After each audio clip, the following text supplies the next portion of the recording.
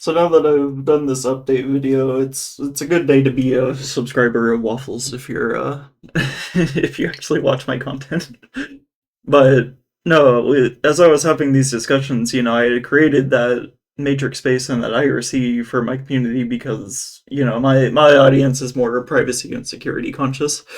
It's not something like people are just like, oh, I just use Discord because it's, what everybody else uses and I refuse to use anything else. That's not how my community is. At least I hope not. But I had talked to somebody about PeerTube too, and his position isn't necessarily wrong, but I see things a different way. So what he had said was he wants PeerTube to be a direct replacement for YouTube, like an actual competitor. And so if you have the same argument, is there an alternative to Discord? Discord doesn't have the same problem YouTube does. So one of the main reasons, like everybody says, oh, YouTube's just where everybody is, so that's where everybody goes. That's part of the problem, but just the concept of PeerTube doesn't make it a viable competitor for YouTube. And PeerTube rightfully points this out when they say we're not trying to replace YouTube. We are trying to make something different, you know? And I'll kind of explain why I think that reasoning is correct. So it doesn't sound good, but the idea is right. So when you think about why people stick to YouTube, why they didn't move to Dailymotion or Rumble or Odyssey or whatever, or PeerTube or whatever's out there, it's not because it's difficult to set up these channels. I was able to set up a Rumble channel in, minutes. And the one thing Rumble did that Odyssey really kind of fails at because their crypto isn't worth anything is we're going to talk a bit about money. Money is the main issue. And the reason why you go on YouTube is not only do you have the audience, but YouTube is willing to throw money at you in order to keep you on the platform. They say, this is where you make your content, this is who pays you. So if you're making content professionally, this is where you are. And I had gotten a survey today, they gave me the usual bullshit, you're a valued creator, even though I don't really interact with this platform much. Basically, my YouTube is supposed to be a gateway to get you onto another platform.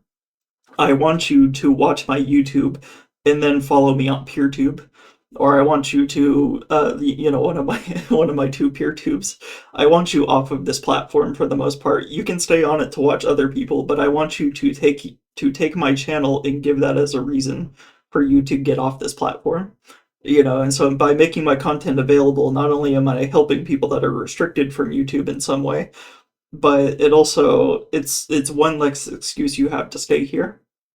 Obviously, I still read the comments and everything, and I'll reply to whatever you say, unless I just have nothing to say, But the thing about PeerTube is, as a concept, PeerTube is not a monetization platform. You know what I mean? It is a decentralized, video sharing platform with ActivityPub for social interaction. So because of that, there's no way to directly compete with YouTube like Odyssey and Rumble were trying to do, where they're like, here, if you make a deal with us, it's kind of like how Microsoft had made Mixer, or there was like other competitors to Twitch. The main thing they had to do is they had to sign these exclusivity deals with big creators and tell them, we will pay you more than Twitch is paying you to make content on our platform to drive users over here.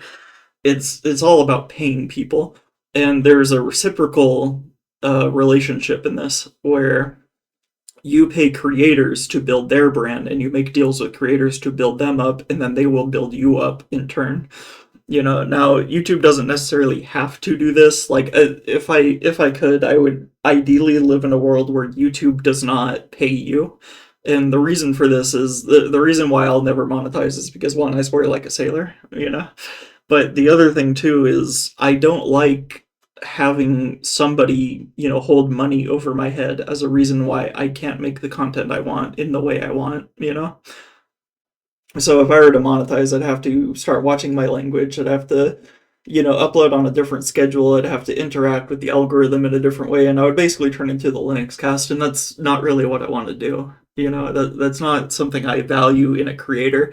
And I got a comment today from somebody that said, I feel like, I found a really cool channel, but I don't know any other channels like this.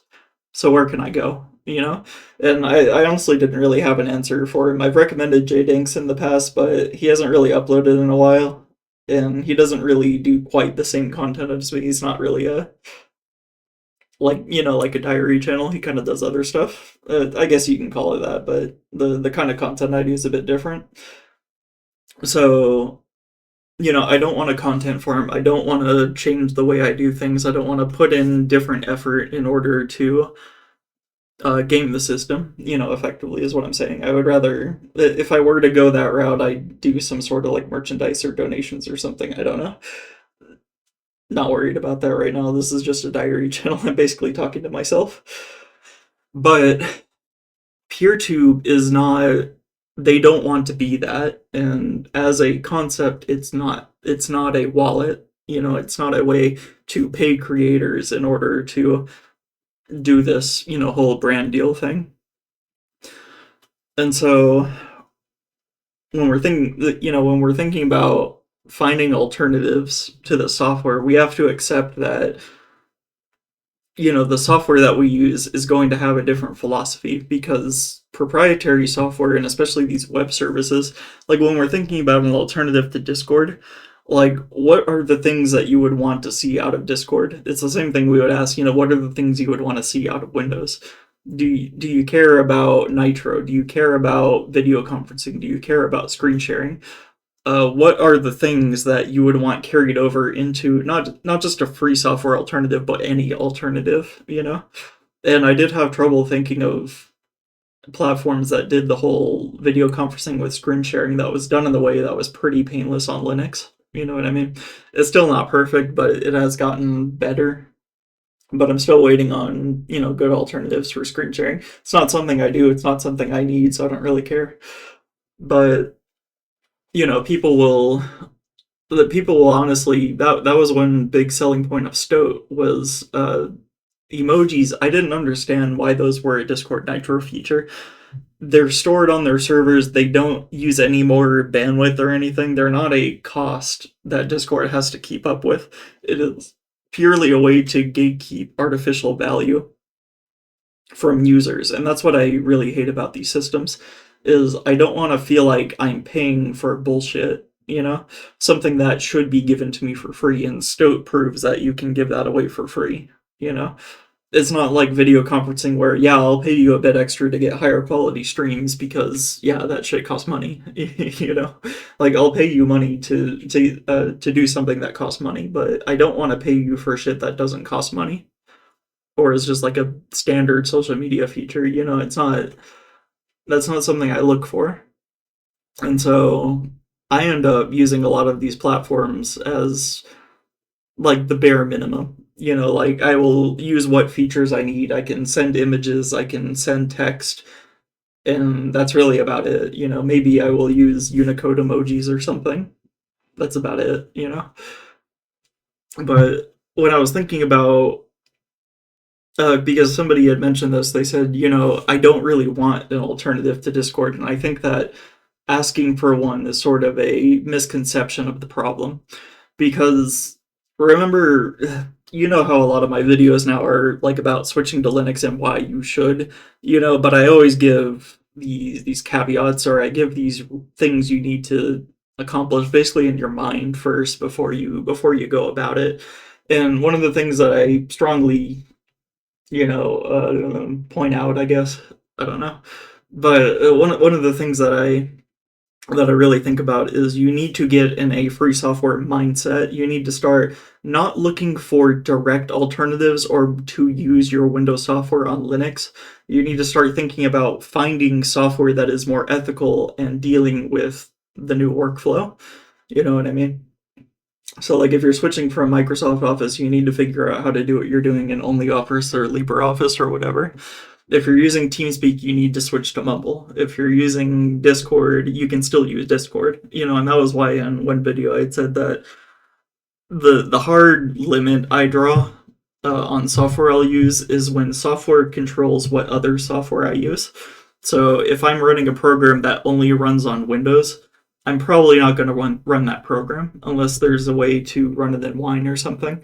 But I'm going to try and avoid programs that require Wine. Like I was using Foobar 2000 for the longest time because Foobar 2000 was one of the only like audio programs that could manage a library that was about 3 terabytes large.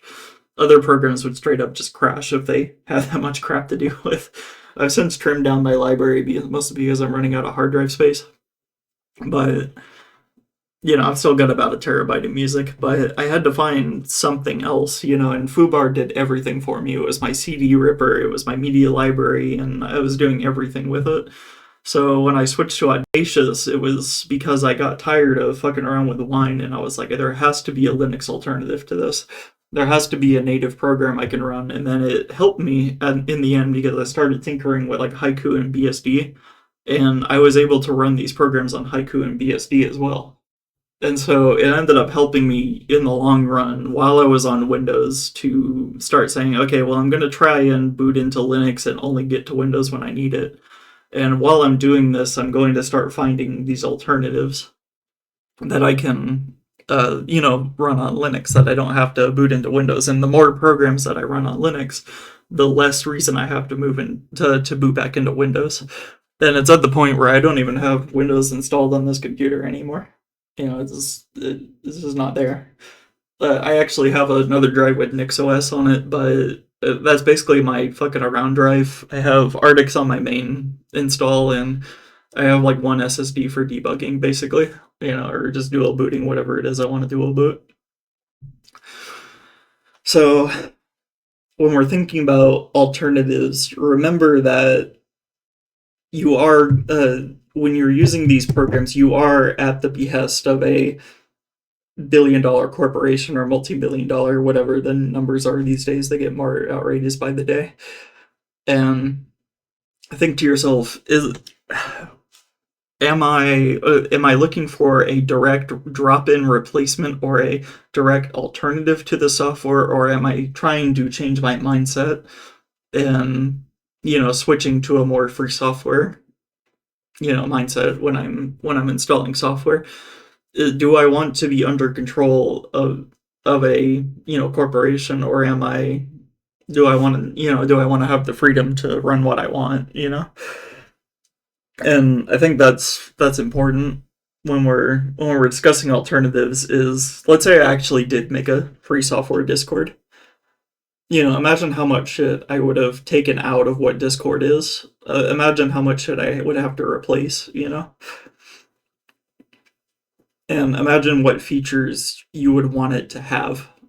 And then think to yourself, is like, ship of Theseus situation, is this an alternative once you've made it what you want?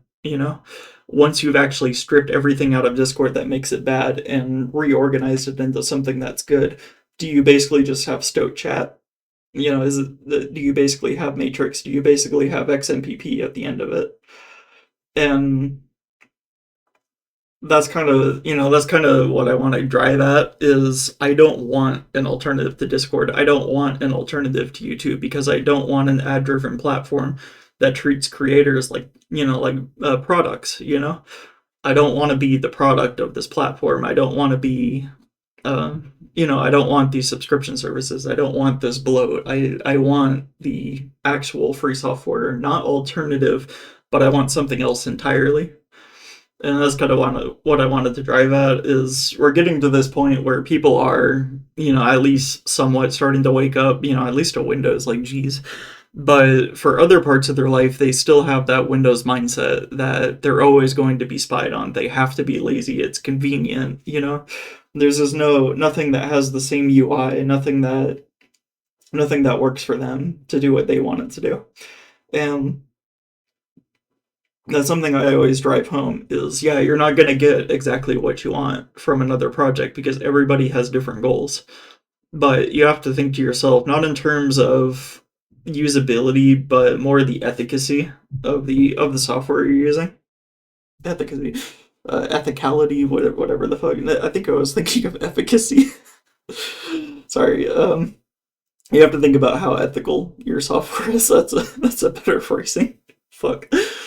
So you have to think about, does the software agree with my morals rather than is the software super convenient? Because yeah, you can get convenience. If I wanted just convenience, I'd probably still be running Windows, or go out and buy myself a Mac. It's convenient.